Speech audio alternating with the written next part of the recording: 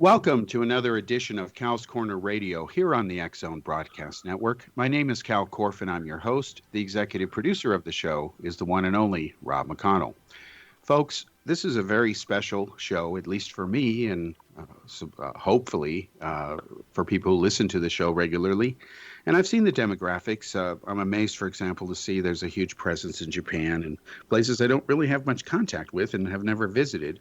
But anyway, today's episode is special because it's episode 100 since we relaunched from the Middle East a few years ago. And I'll get into that in a moment. And our special guest today, because I thought about this, it's like, okay, we're going to do an anniversary show, milestone show. Of all the people I've known in ufology for all these years and decades, I thought, who could I invite on this show who could share some personal, not very well known stories about his investigations over the years, where he's coming from, what his views are. I've worked with him many, many years. Our guest tonight is Mr. Robert Kiviat, the famed Fox producer. He's probably well known for his Fox productions of many years, the most famous of which was the Alien Autopsy series of videos. There was also World's Greatest Hoaxes, Secrets Finally Revealed. I worked with Bob on that. I was honored to be asked to be part of that team. And I've known Bob Kiviat going back to the mid-1990s. We'll both reminisce and go over how we met and some of the stuff we did. And then I'm going to turn over most of the show to Bob Kiviat because even though he has his own show, he's a walking encyclopedia of this stuff. And I'll go on record as saying what I've always said about Bob Kiviat. I enjoy working with him and always have because he's one of the few producers in TV, seriously, and I can count them on one hand, and I don't even need a full hand to do that. There's so few that he knows his stuff. If he wasn't a TV producer, longtime media producer, he would have been a very top ufologist. He is a top ufologist. On the other hand, I'm a little hesitant at calling very good friends and top researchers ufologists because there's kind of a stigma with that, although there shouldn't be. And that's because ufology itself is not the scientific study of UFO reports like it should be. Instead, of course, it has become ufology, which is when you make statements about UFOs which are not derivable from the data. That is, of course, what ufologists do. All right, so let's start real quickly before we bring on Bob and recap a few things. You will remember that a few years ago, I got a message from Rob McConnell, whom I've known for a long time. I was in India at the time, and he asked me if I was interested in doing Cal's Corner again on his network, and I said, absolutely sure. It had been a long time since Rob and I had been in touch, and to be honest, I walked away from much of UFO stuff and was doing counterterrorism stuff in India and in the state of Punjab, as well as analysis. I was special advisor to the owners of Daily World and Daily Post newspaper. And of course, I had thousands of articles published, a lot of specials on terrorism and stuff, and I was able to use those skills in those areas. And I enjoyed that a lot more than chasing a lot of UFO cases that turned out to be empty. I mean, let's be honest, I'm in the hunt to find out if we're being visited just like a lot of other researchers. I had my own sighting many years ago, which I still cannot explain, and I've worked at Boeing and other places. I'm very familiar with what is flying, and even I can't explain what I saw. Thank God there were witnesses. But when Rob asked me to come back, I thought, okay, yeah, let's do this. We can. And I had actually started working on some projects, which people like Bob Kiviat knew about, and this was to dust off some cobwebs and try to get some productions done that had been long in the pipeline, like the upcoming Hill expose, which in my case goes back to when I was in high school as a prodigy child and with Stanton Friedman as my mentor. I was Friedman's go-to guy, as Bob Kiviat and others know, when I was a kid, grew up with Bill Moore and Stanton Friedman, and worked on many cases that they wouldn't bother running the full trap to because they were committed to a view that if the case turned out not to be the way they wanted to, they would never promote that. And that's what had happened. So when I was in the Middle East, we broadcast from Abu Dhabi and landed in Dubai. I, of course, being a Jew, was there for a couple of reasons which have nothing to do with the show. But it was clear from people in Abu Dhabi that I could broadcast. So I thought, let's do that. And the reason that I thought it would be a good symbolic thing to do from the Middle East is because I knew, and I've got wonderful secret photos, which I'm going to release soon to prove it, of Israelis and fellow Jews in that country at the time. And they were there laying the groundwork, and I was there as well. With the largest newspaper owned by the government there, which is, of course, the Sheikh, the Emir, and I was going to work for them. But I decided not to do it. They were going to put me on the Iran desk, and I decided not to take an offer that they had talked to me about because Communist China had just bought 10% of this newspaper. And I told them I had an issue with that, and that I cover China as part of what I do. And I intended to write some exposés and wanted to continue that Daily World and Daily Post had published about China over the years. And of course, I have that upcoming book on the coronavirus. And they, of course, had a problem with that because China was now spending serious money on them. So we agreed to disagree. I then went secretly to Europe. I secured a lot of archive material that had been stored secretly for years as I traveled. I'm happy to say during all my travels, all my archival stuff is now safely back in the U.S. And the new book that is part of the Ufology series on Wendell Stevens, the CIA's conspiracy against Wendell Stevens, which is out now. It's volume 2 of the Ufology series. Volume 1 is the Annie Jacobsen expose with Rob McConnell, which I will, of course, be with Rob talking about soon on his show. I always look forward to that. Anyway, as this stuff came out, it's now in the pipeline with a lot of other books coming. And I want everybody to know who follows this show that about a year ago, October 19th last year, I held a all-day event where I showed previews of all this stuff coming out. I warned people it was coming. It doesn't surprise people like Bob Kiviat and Rob McConnell because they've known me for years. They know what I do, and I've worked with them on stuff. But this Ufology series is coming, and there's one objective for it. It's to solve a case and move on, regardless of what that case does. And if we can't solve it and render a definitive verdict, there is no book on that subject. That's the bar I'm setting, I'm executing on. And the first 7 books have already been released as far as what their covers are, what their topics are, okay? The first 2 are available now for sale on Amazon.com. And that's, again, Annie Jacobsen's Area 51 book scandal, which exposes her and nails her cold. And then there is, of course, the CIA's conspiracy against Wendell Stevens. I was the journalist who broke open the story that Wendell was convicted for multiple counts of felony child molestation, served 3 7-year concurrent terms for that, tried to make up claims the CIA framed him. I blew that story open as a fraud and a con. And to this day, the Billy Meyer UFO sex cult, who's all up in arms over this, still lie and say, just ask Mikey Horn, that Wendell was framed by the CIA. No, he wasn't. And in a week or two, we're going to be giving to the CIA legal office, by the way, formal copies of our expose of Wendell Stevens and information on Mikey Horn. And we'll see what the CIA has to say, if anything. I don't know. All right, I've talked long enough. Bottom line is, I warned everybody over a year ago that this was coming. You can look it up on social media, even on sites that love to hate me. And of course, many of them are run by the Meyer cult. We know that. There are IP addresses. It's easy to trace them. They're not fooling anybody. And other hosts, such as Steve Cambion and Melissa Dawn, who have their own shows, they've all identified who these people are. So have others. And they're all releasing this stuff. Now, a year later, it is coming out. And it took a hit because of the pandemic, just like everybody else has taken a hit. And although we remain on a pandemic production schedule, that's obvious, stuff will continue.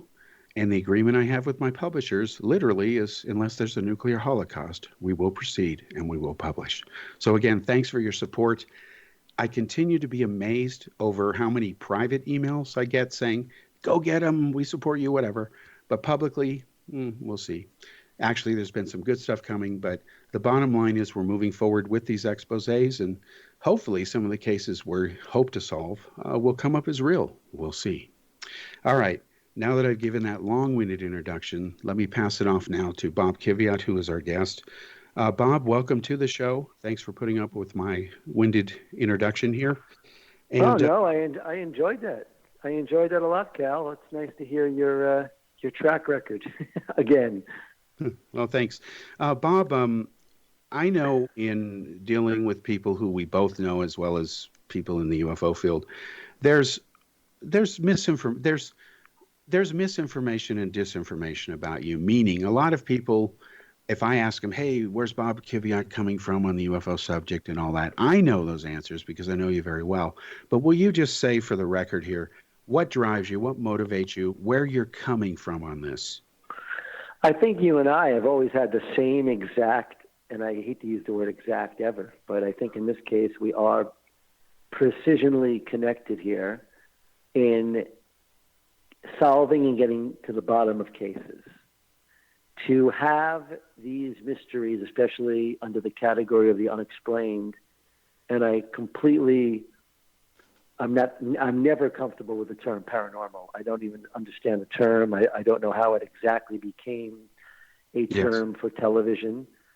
I know the people that put the term out there and what they were trying to achieve. Mm-hmm. But I would never say in any way, shape, and form I thought I was ever a paranormal TV producer.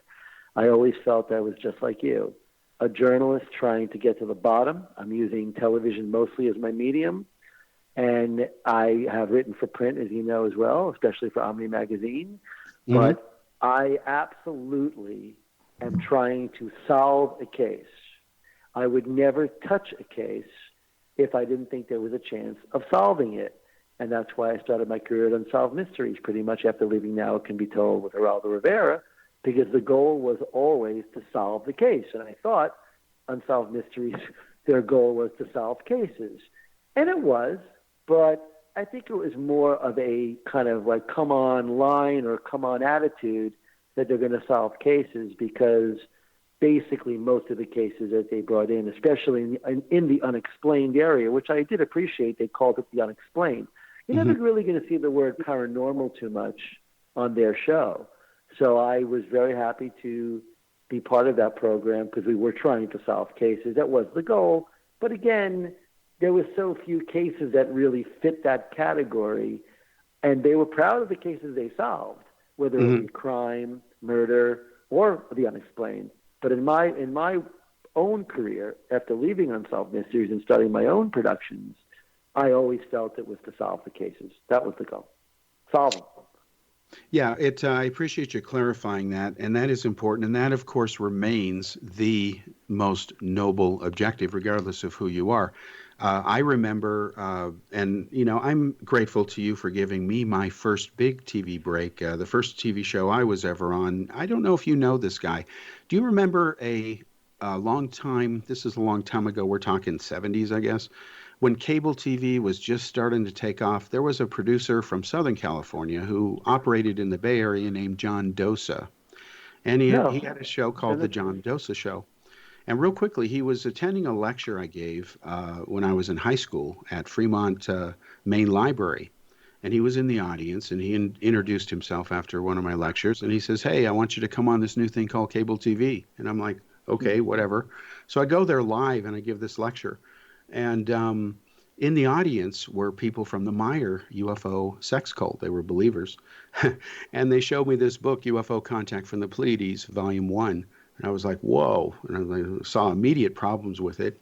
And then I'd done a lot of media work. I debated Phil Klass on radio and things like that. But it was still a secret. I was a kid. Stanton Friedman was one of the few people who knew.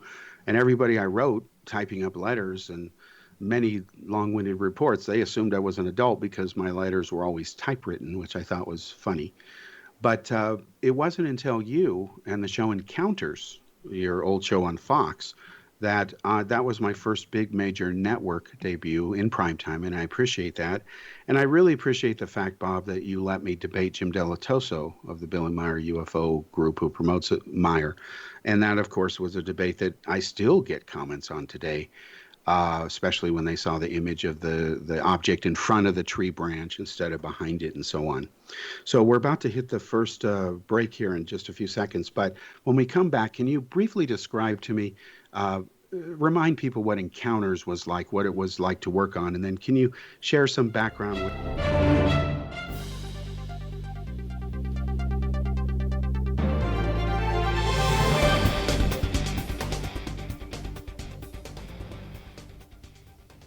Welcome back to the second segment here on Cal's Corner Radio on the X Zone Broadcast Network. My name is Cal Korff, and I'm your host. The executive producer of the show is Rob McConnell. Now, before I talk too long and got interrupted by the break here, which is my fault, I was just mentioning that my first big network TV debut in prime time on Fox, which was wonderful, was courtesy of our guest tonight, Mr. Bob Kiviat, who at that time was a producer with the Fox show Encounters, which was on the air. And I liked that show. Man, I thought that was so much better than the show called Sightings. I don't even want to go there.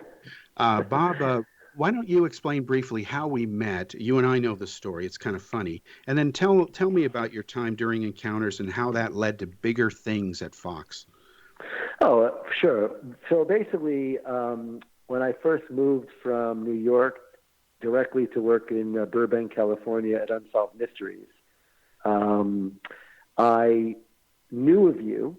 I had every reason to want to contact you because you work with Billy Meyer, Stanton Friedman, a lot of different things. You would definitely cross my purview as a UFO kind of studying producer. That's the way I like to sort of correct what you said earlier. I don't think of myself, and I'm sure you knew I was going to say this, I don't think of myself as a UFO researcher, although I do subscribe to the idea that people like even Ernest Hemingway said when he moved from novels to, or from journalism to novels, he said that a writer, especially an interviewer, a researcher or a writer doing journalism, would want to know a subject better than the person he's interviewing, or at least as good as the person he's interviewing. So, Very for true. instance, when I did the article about the face on Mars, the cover article in August 1994 on the face on Mars and NASA's desire to want to take a picture of it, which there was, I had to become up on everything: geology, cameras, NASA's history, previous flights to Mars that were a problem. I'm pretty sure every single person, from Michael Malin, the guy in charge of the camera, to Arden Albee, who was in charge of the mission in a lot of ways, to even the head of NASA at that time, I would have to be able to ask any question and know the answer before the guy even pretty much said anything. So that's a good journalist. That doesn't mean I'm a UFO researcher.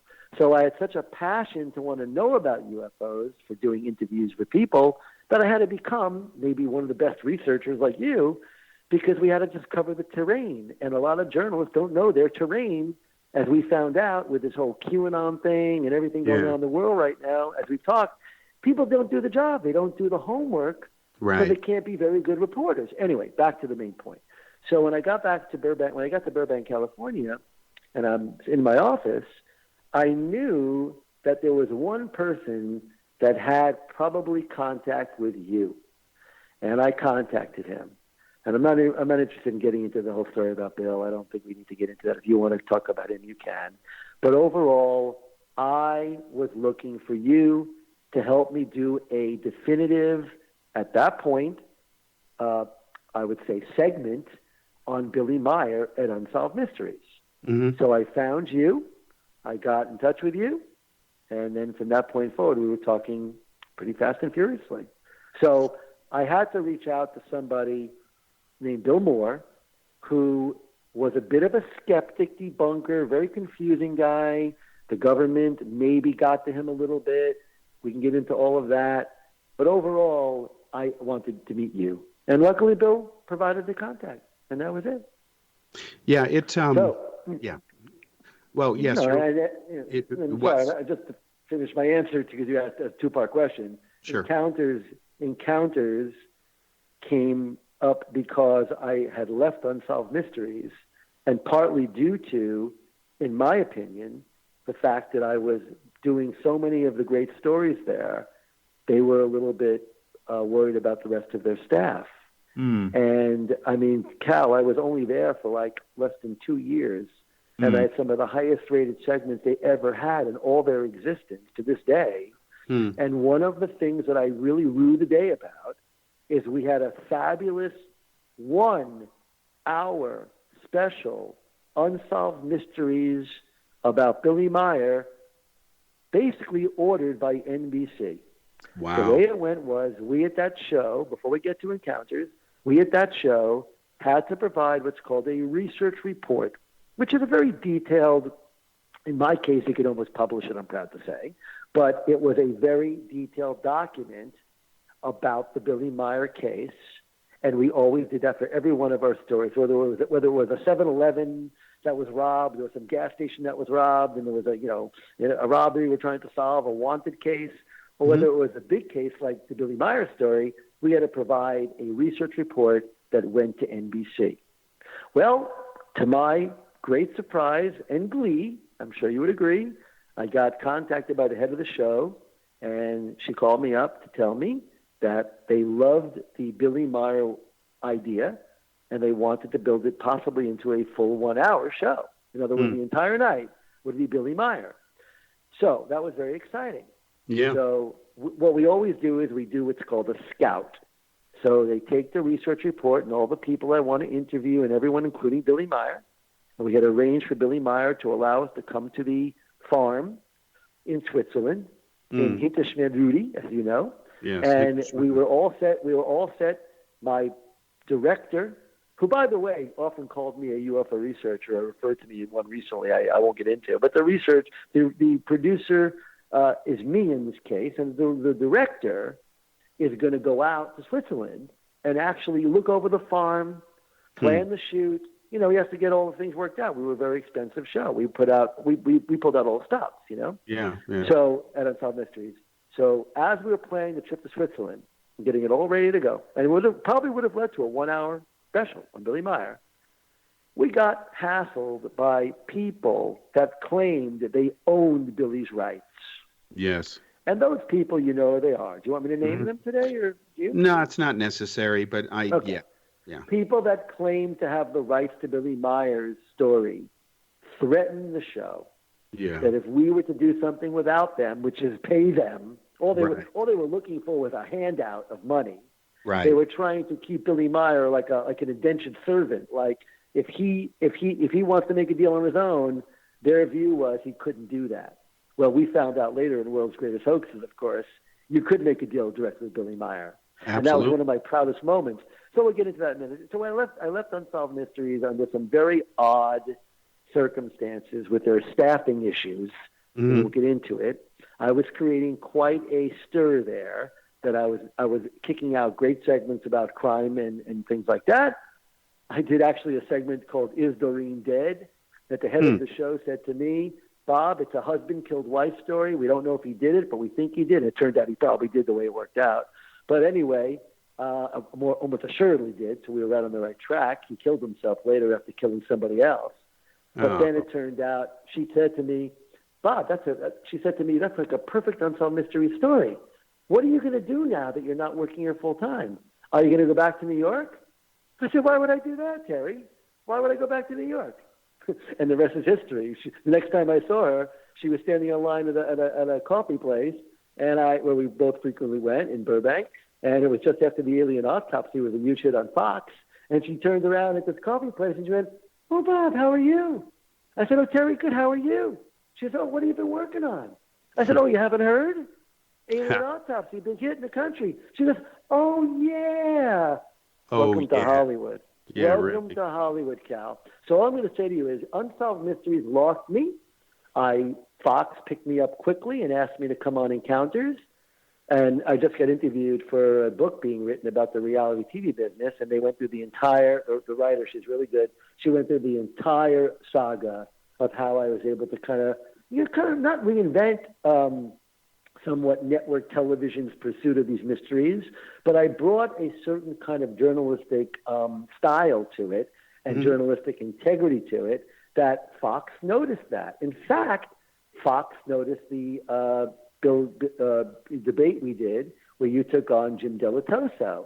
In fact, the Fox executive, I believe, based on some comments he made in the last couple of years, last 2 years, he looked like I was the producer of Encounters. In his view, I brought so much to the table that I was producing Encounters. Now, obviously, I was one of the producers and then made coordinating producer, but Fox's executives still think of me as the guy who produced Encounters. But I had a problem with that show, Cal. There were some very good stories done, largely ones I was involved with and a few other people, And there were also some very lightweight, like somebody claiming they could pull a ghost from someone's stomach, and you saw nothing. It was just, kind of like visual, like, art almost. It was ridiculous. Mm-hmm. So I got to be honest with you, Cal. Encounters was a great stepping stone for my own shows, but it wasn't quite what I would have wanted it to be. But I did the best we could, and I do believe by the end of the series, and as I was leaving to go produce Alien Autopsy, as it turned out, on my own, in my own production company, I think we had brought it to a certain level, and I think they should have kept the show on, at least maybe long enough to do the Alien Autopsy, but they didn't, and I got a chance to do it on my own. That's how it happened. It's interesting you mentioned that point just now. From my point of view, because this is how it impacted me, is we had already gotten to know each other, and you're right, Bill Moore told me one day, he says, hey, there's this guy named Bob Kiviat, he wants to talk to you, should I give him your info? I said, absolutely. And I think you may remember when you and I first spoke, it was like, well, why don't we just deal with each other directly? And we've been friends ever since.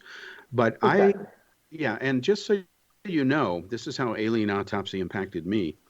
Around the time, what happened is I had written, of course, the Meyer expose book. Prometheus published it. I told Stanton Friedman, I said, I'm going to have Prometheus as my first major publisher. I said, I want you to endorse my book. And he says, yeah, no problem. He gave me all the stuff Wendell had given him and Coleman von Kavitsky had given him when he was working with Wendell on the movie UFOs Are Real when I was in high school.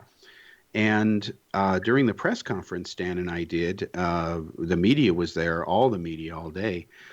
There's a famous photo now that they published in a huge article in the San Francisco Examiner, where you see Stanton Friedman, you see me looking at him, and my jaw's dropping because I can't believe what I'm hearing.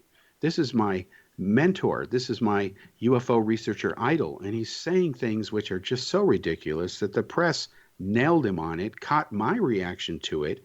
And I actually found in my archives that were recently reopened after 20 years of being stored secretly while I was abroad, letters from the so-called dark side of the force, the skeptics, saying, never has the media captured a reaction like this before. Come join us. You're a bright guy. We'll show you the light. And what I found, Bob, was you got to be neutral. And you got to just go where the facts are, as you know. So what happened is I was invited to be the surprise mystery guest at a MUFON UFO symposium. This was in the mid-1990s. Walt Andrus is there. He's like, Cal, this is what we're going to do. We're going to introduce you on stage. Michael Hessman is sitting in the front row, and you're going to see for the first time, I'm going to show them the undercover footage where the tree moved and everything. There's no tree there. And I'm saying we've been to Switzerland undercover. I posed to Steve Thomas. Stanton Friedman is there. Everything's all set. And then all of a sudden, right after I finish my thing and everybody's clapping, some guy comes in and he's holding a 4-page fax, Bob. He says, you're not going to believe what just hit the news. What? Somebody die like the Pope? No. They've got photos of the alien autopsy, the body at Roswell. I'm like, what? And all of a sudden, the whole symposium was taken over by these faxes that Ray Scamtilly had sent, teasing this. And next thing I know, I get back to the U.S., trying to sort out what's going on, because I know it impacts Roswell, and I know I'm going to be doing this Roswell expose book. It's like, well, okay. And the next thing I know, I read that Bob Kiviat has formed his own company, Kiviat Productions, and he's doing Alien Autopsy. And I'm like, I'm so glad you went off on your own and did it, because I thought, wow, he can go places that encounters wouldn't have let him do before. And you certainly did that.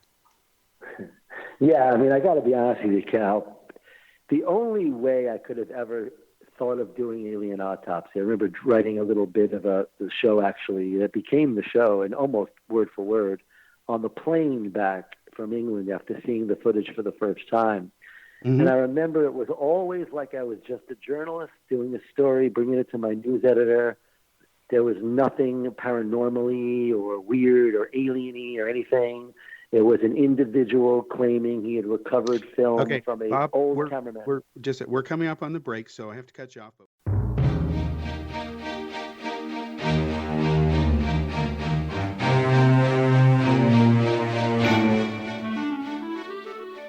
Welcome back to the third segment here on Cal's Corner Radio Show on the X Zone Broadcast Network. My name is Cal Korff, and I'm your host. The executive producer of the show is Rob McConnell. Folks, joining me is our special guest, Robert Kiviat, who is a longtime TV producer. He's world famous, literally, and probably his most famous productions have been over the Alien Autopsy episodes he did on TV. He's also done many UFO specials for Fox, including World's Greatest Hoaxes, Secrets Finally Revealed, UFOs, Best Evidence Caught on Tape. There were a few of those. There was Miracles and Visions. He studied a lot of mysteries. Bob, thank you again, and please continue how you got into the Alien Autopsy case and how that all unfolded. Well, I had written articles for Omni Magazine. So for me, when I got information from Omni Magazine that it was indeed, there was a rumor that Steven Spielberg, the famous filmmaker's company, Amblin Entertainment, had secured real footage from Roswell. And they were making a movie about it called Project X. And they asked me about it, the people at Omni. I said I didn't know much about it, didn't hear anything about it. I did call Amblin. They pretty much said, no, we're not involved in anything like that. And then eventually Omni wrote that we checked too, and there's nothing to it. Steven Spielberg is not involved in anything like that. But you know, Cal, when there's a little bit of a rumor, usually there's something to it. So I was sitting in my office at Encounters trying to pretty much wrap up. We were getting canceled, and Fox had pulled the plug on the series, and I got a call from a researcher. And he said, Bob, you're not going to believe this, but in England there's a morning show. A real, morning show everyone watches in the morning, and apparently a guy named Reg Presley, a rock musician, former rock guy, had seen an alien autopsy or seen an alien on film, and said it does exist, it's real, and he wanted to know more about it. And he was talking about it, so I said, look, if that's what you're saying, that must match the story we're hearing out of this whole Amblin Entertainment thing. And sure enough, I contacted the guy who claimed to have the footage. And it was Ray Santilli, and he said he had the footage. And I said, well, I just understand it's this darkly lit scene. And he said, no, it's a lot more than that. And yeah, I'm going to show you Harry Truman, and I'm going to show you people at the crash scene, and I'm going to show you a lot. And I said, really? Sure. Well, after much fits and starts and plans not kept and all that stuff, eventually he invited me to come to England. I took a plane to England. He showed me the footage in a huge room. 200 journalists were there. I got some unique access, I think, because he saw the kind of work I had done.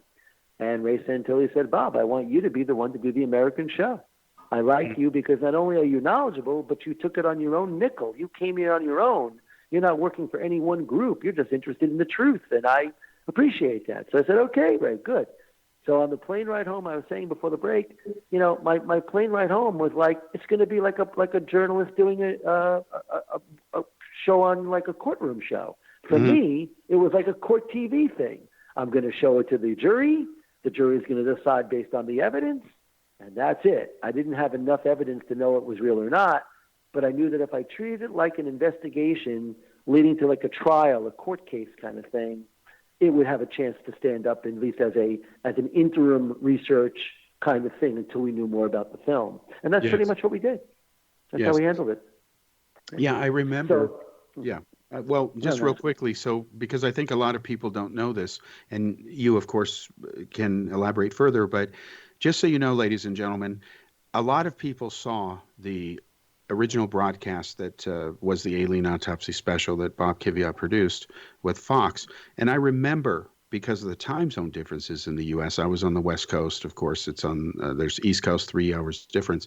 I remember that there were people calling across the country saying, it's going to be on at this time. You got to see this.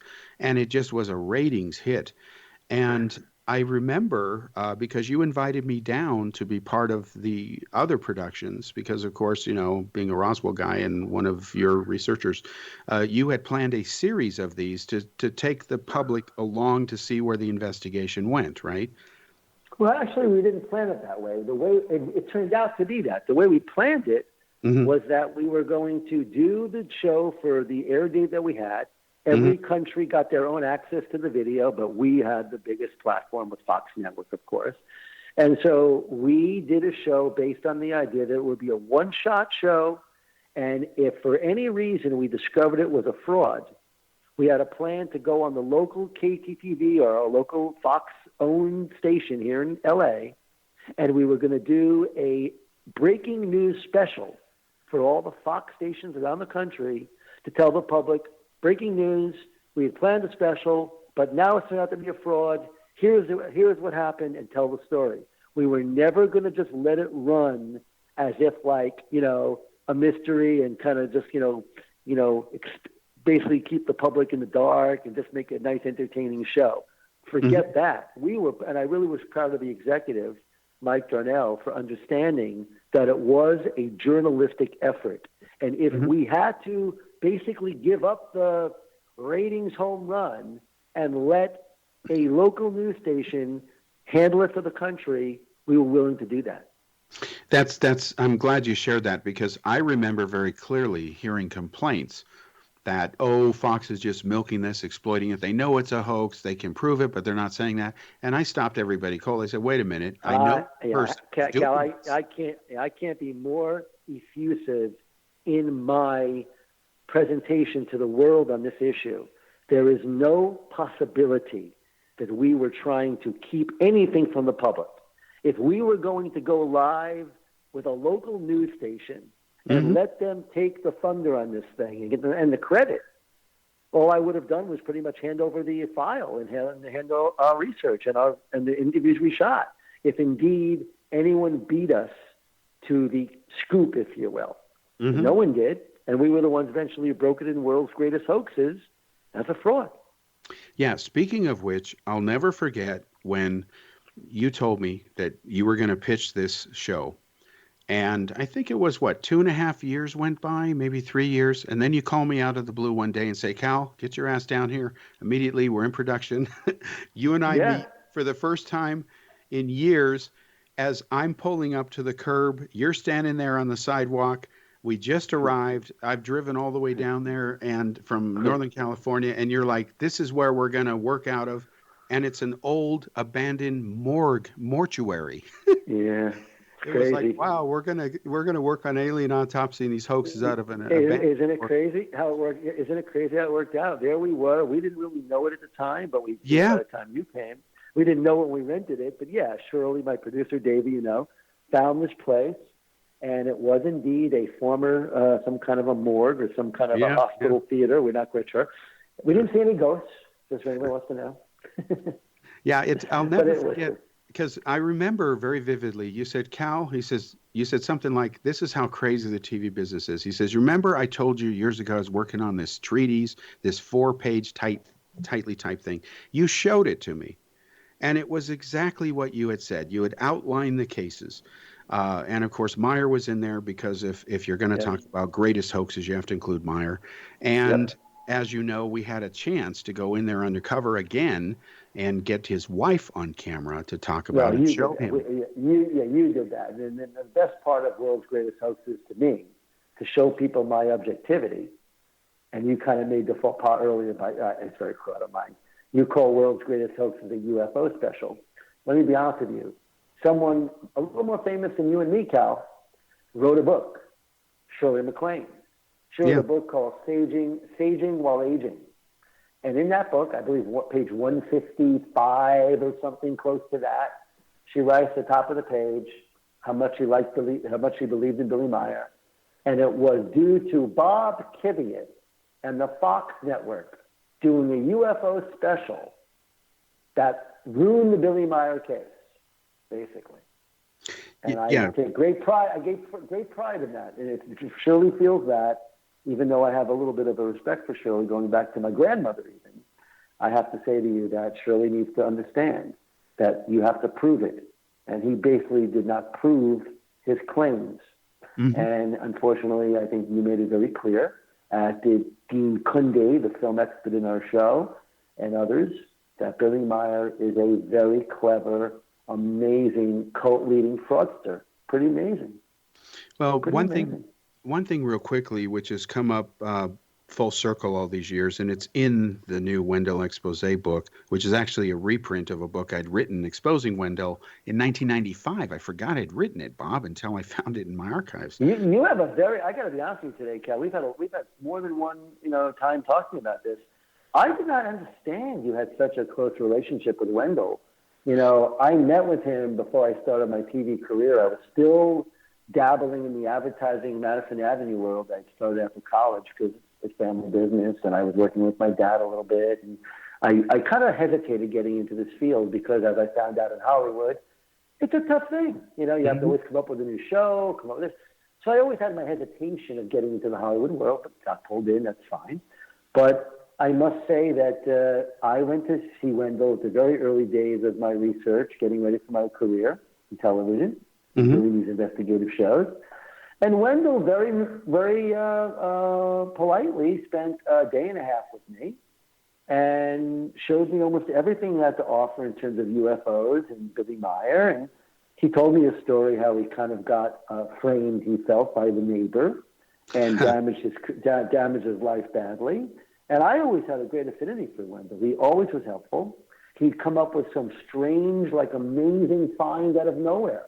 Yeah. I'll never forget, just to give you a little bit of Wendell, he's no longer with us, and I think we should give him some props here. Sure. I mean, Wendell was a former military guy who witnessed everything from the absconding of film footage by the government and not letting it go to the proper place for analysis of UFOs and things like that. And Wendell went public, and sure, he had kind of a swashbuckling little mentality about life, but as you can really see in that movie, by the way, UFOs Are Real, a classic, by the way. I cut my teeth on the UFOs Are Real documentary, and later actually licensed footage of Jesse Marcel Sr. from the producer of that, Brandon Chase. So all I can say is hearing Wendell's name, the way you described it, and knowing how much he was dedicated to the UFO field, and just to give you an idea of Wendell, he was really a very open guy. I was doing one of the UFO specials I did for Fox, the two of them, as you remember, and the UFOs caught on tape. UFO is the best evidence ever caught on tape, first show. We were doing research, and I found some interesting information that I knew Wendell would know about. And Wendell said, yeah, Ecuador. I know Ecuador. As a great researcher in Ecuador, here's his number. And it turned out that Ecuador researcher had a fabulous UFO video in his kind of world, and it was this Victor Chilarisa video, which to this day, Cal, Bob Nathan at NASA, of course, he came to the shoot, you know about it. Bob Nathan at NASA, all he could come up with was, it must be a miniature. Like, what do you mean? It's a spinning chandelier in the sky, and he called it a miniature. And they had no reason to believe that, really, other than the fact he had a guess. I mean, it looked like a rotating UFO. So I guarantee, Cal, there are some cases that NASA and Bob Nathan would give an answer to that really was kind of lightweight. It wasn't really good enough. If I was a prosecuting attorney, and Bob was my witness, and I had to make the case for the video, the Victor Chilarisa video, I would say, Bob, Dr. Nathan, I don't know. Let's try this again. It wasn't quite a good enough answer. He couldn't really answer it. So Wendell had a real proclivity for providing me inside information that I really valued. And I'm sure you had your own issues with Wendell, but I think that we should just speak up in a very good way about Wendell. I believe that. Well, let me just summarize it clearly. First of all, I was a kid, and again, a lot of people didn't know that because I typed letters. I had the third largest known UFO collection of photo imagery at the time in films. Ron Smoke Tech had the second largest, Wendell had the first. So we all exchanged material. That's how we did it. So right. I was excited over the Meyer case because I said, hey, Wendell, you're the main guy in this. What's going on? And he was lying to me. And that's when I had a problem with it. I was writing a column for Saga UFO Report, you may remember, UFO Photo File. And I was using computers, working with Ground Saucer Watch to analyze them. And I was getting into it. And NASA Ames was nearby. And I could tell there were problems. And so what happened is I asked Wendell. He admitted he's a 1/4 partner in Genesis 3 Productions.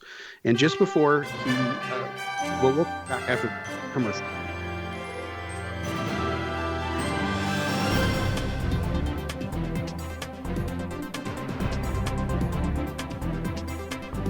Kind of a clock issue tonight, huh?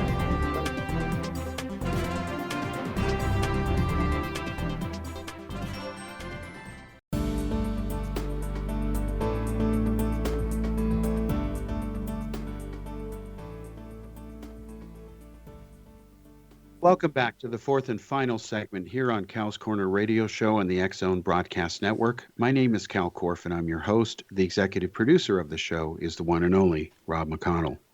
Now, before the commercial break, we were talking very briefly about former Lieutenant Colonel Wendell Stevens. He is the subject of a new book, which is part of a series called Real History Matters. Each book is dedicated to different subjects, including Kennedy's assassination. The next book in this, by the way, in 5 days is on Hillary Clinton, just so you know. And Real History Matters series solves issues or controversial topics that people are obsessed over or believe in for the various reasons. About Wendell, Bob, our relationship again was I had the third largest known photo collection in the world and films. And I traded with Ron Smotek as well as Wendell. When the Meyer case came up, because it's the king of the visual cases, I was interested. I was neutral. I thought, well, Wendell believes it. And I didn't know that Wendell was such a new agey type guy and believed that there was blonde women on Venus. You know, he later wrote a book, UFO, I Came from Venus. I had no idea about this side of him. And so what happened, just so you know, is I got invited, and this is all in the book. In the book, you see, folks, actual photos, never published before, of me as a kid visiting the Lorenzens, Coral and Jim Lorenzens. They had APRO, yes. right? Yeah, I was the youngest member of APRO. Who would know that, Cal, besides you and me? Well, yeah, really, I know. We're kind of old now. But what I mean is, I was donating computers for years secretly to UFO researchers because computers were starting to come in. I was at Atari, then I went to Apple, met some guy named Steve Jobs, may have heard of him. And, yeah, and then my life changed. So I was giving, and you actually see in the book my letters between the Lorenzens saying, yeah, we'll take the computer, and, you know, I'm trying to train them. And then I saw Coral before she died. She gave me all the Meyer material, including Wendell's original Meyer manuscript, parts of which Prometheus books published in my expose. So Wendell wrote me this letter. It's in the book that says, you know, I'm thanking you for advocating that we should always go after the truth, no matter what it is. No hard feelings, okay? And I was like, no hard feelings after all he did to me.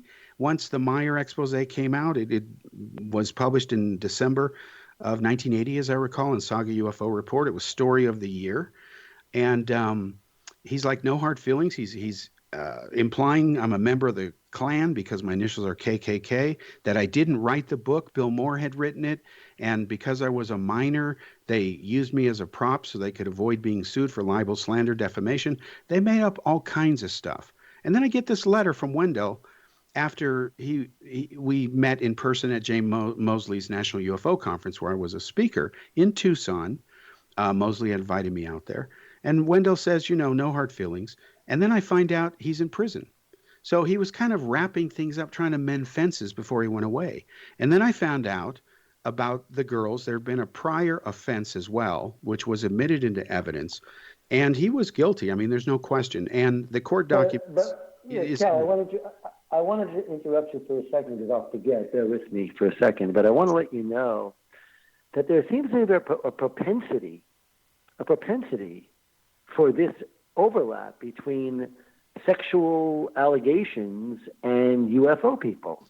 I know. And now we just recently had another situation with the head of MUFON. Yeah. Over the last couple of months in my own town here, where I live. Yeah. So it's a very weird time, and I would say that it's just a weird thing, sort of like easing into the UFO field. Mm-hmm. It's not very pretty, and I would say it's a little bit disturbing. It is. In fact, with that segue real quickly, I want to ask you about this. Sorry for cutting you off. No, that's okay. We have to get through this for the end of the show. But you mentioned Dr. Bob Nathan. I know him. I've known of his work for years. But I want to tell you something that's coming out in the next book of Ufology.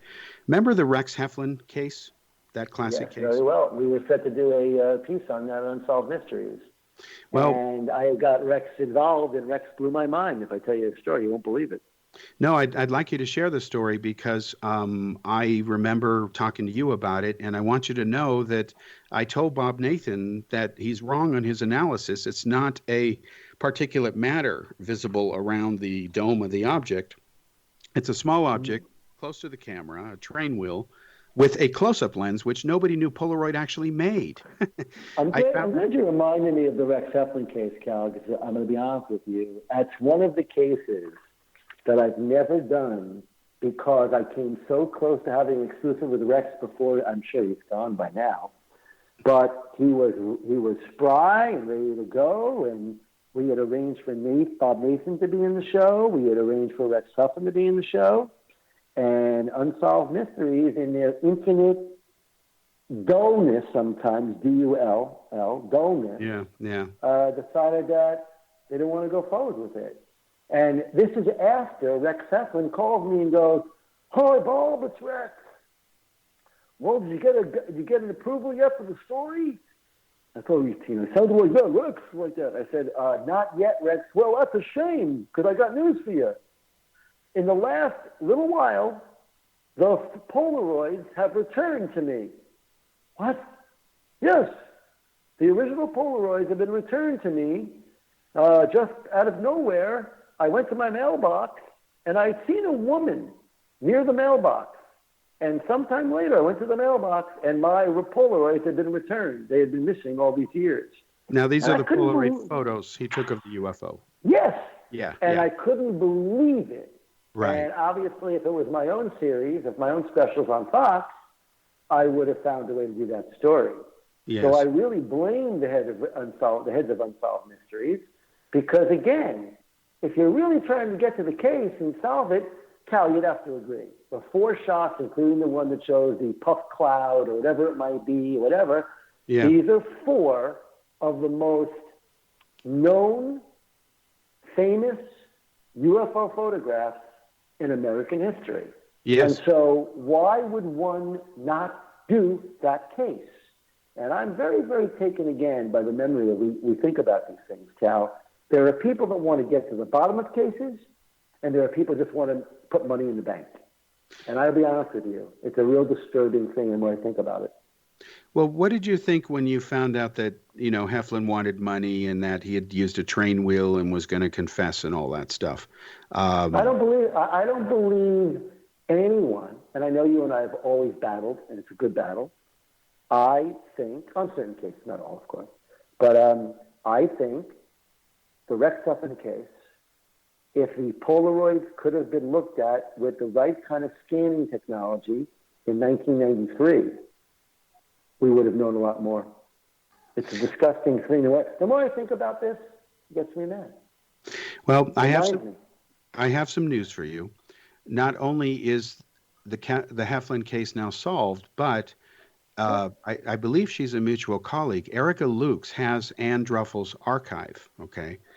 And Ann was working for years on. I know that. I know, poor Ann. I know. Yeah, so I knew Ann Druffel, and I actually I'm looking at Reverend Bailey ghost photos in front of me with Ann's writing on them. She asked me to investigate. I know the Bailey. But by the way, just so I know, Cal, just cut to the chase, what is the proof that the Polaroids are fake?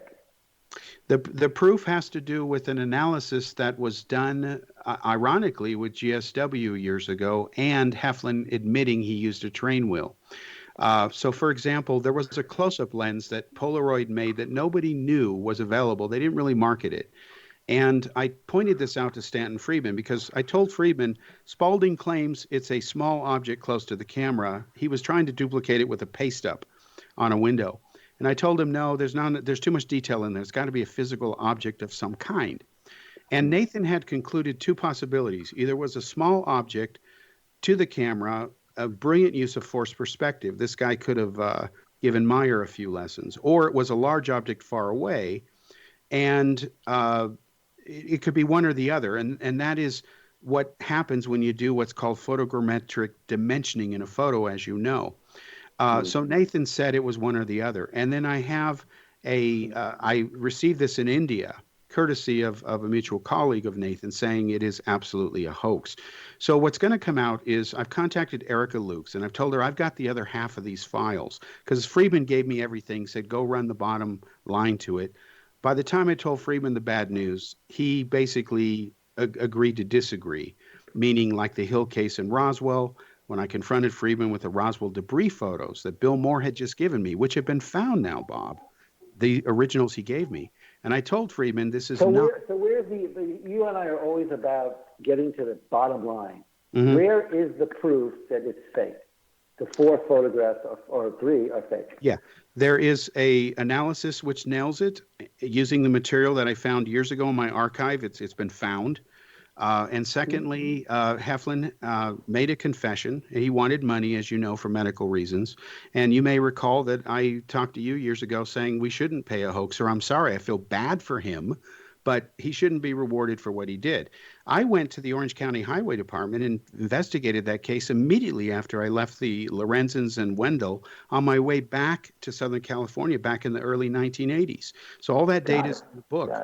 So it has come full circle, especially with the originals being found, being scanned, and all that stuff. But it turns out I want to hear about that. That's the part that I want to hear about. How when they were scanned, what was found in the scanning? That it's a small object close to the camera, no question. How? What was the indication of that? The actual grain of the film? No, it's the problem was that Nathan was using images shot from the Polaroids, so they were, I believe. Bob felt he couldn't prove one or the other. He could not. Yeah, because couldn't prove or disprove it. He leaned on the idea that it probably was fake, but he couldn't figure out in the station wagon, I guess, that he was shooting in, how he was able to get in the back seat. Bob Nathan was very clear about this. Yeah. He tried to get in the back seat, figure out every angle, and he just couldn't figure out exactly how he did it, but he suspected, if I remember correctly, Bob's view was that he suspected they were fake, but would not go to that point because he couldn't confirm it. And now you're telling me there's some kind of forensic evidence done with scanning technology on the originals that are scanned. Okay, we can move on. But let me ask you a question. The Trent photos. Yeah. Where are you with the Trent photos? Okay, well, I'll state it publicly now, and there's a few researchers I've tipped off about it. Of course, I'm happy to share you the inside stuff. The Trent photos is going to be book number 8, and we are doing a book of the Trent photos. No, Bob. Wait, let me finish this. Roy Neal, who is my former Apple roommate, longtime guy. He's the one I first did the Meyer models with in the hills, testing it for. Went to Switzerland undercover as Steve Thomas. Anyway, we've reunited just like we never left. And we are doing the first VR, virtual reality, AR, artificial reality reconstruction of the Trent case. Dr. Bruce Maccabee, the third original Roswell researcher, who we both know, I won't mention his name, has agreed to help. And we're working on an application that will allow you to walk towards the object. And either, when we're done crunching it, we don't know the results yet, you'll either walk out in a field, and it's tens of meters, hundreds of feet away, and it's about 30 feet in diameter. You look above it, or it's a small object, and you walk near the ladder, and it was hanging from there, this so-called mirror, which would explain the densitometry readings that excited Maccabee and Nathan. So we're going to solve it one way or another. I hope it comes up real, but at least with the AR stuff, we can do the first 3D AR stereoscopic reconstruction. And we're working on it right now. And Roy Neal is going to be on a future show shortly, and we're going to go to town over it. It's never been done before. Sounds great, Cal. Good job. No, that's exciting. So good. We're talking about some of the most famous cases, and I think the cases that were shot, it may sound boring to people because we're so used to video, and of course my claim to fame is doing a lot of UFO video and whatnot. Mm-hmm. I can say without a doubt that if the Trent photos prove to be real, it will be a UFO moment in history. I mean, it's one of those things where people need to really look at that. So if you're telling me the Trent photographs are still open for debate, I'm fairly confident that they're going to be proven to be what they appear to be, which is a large object in the sky. That doesn't mean it's an alien ship, by the way. Yeah, I hope it's true. Bob, we're about out of time. I'd like to thank you sincerely for being on the show. We could do a show with you for weeks and still run out and not have enough time. Can I just tell people what about the new show real quick? Yeah, real quickly. You got a few seconds. Truthfinders.com. Check the show out.